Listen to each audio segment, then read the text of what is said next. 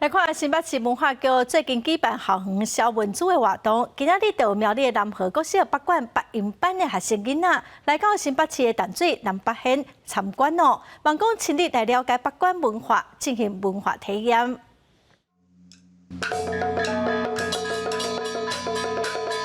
北管响亮开鼓的声音，苗栗南河国小北管八音班的学生专工为苗栗去新北市淡水参加校园红文组的活动。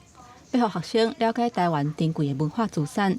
这群学生今仔日去淡水在地真出名的淡水南北院参观，认捌北管音乐。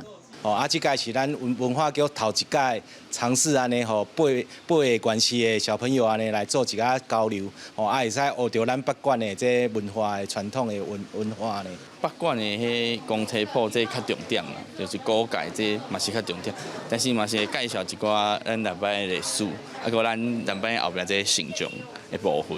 淡水南北院的艺员占现展，除了带学生囡仔了解南北院100年发展的历史，体验演奏北管乐器，学看北管音乐独有的公车铺，还有教学生大声按行路会开线的脚步手路。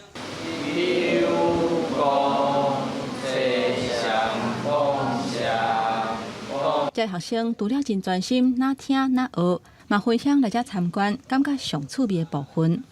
就他来介绍那个七爷八爷，还有田都元帅那些的，在那边煽风点火，煽风点火，煽风。除了来参观淡水南北院，所来这学生囡仔嘛会去淡水参观文化景点，包括淡水四大庙之一的祖师庙、市电古迹、淡水龙山寺等等。 目前文化资产的保存是重要的课题，希望透过现地教学的方式，让学生有实际文化体验，认捌文化资产的多元甲传承。记者柯丹尼张学水新北报道。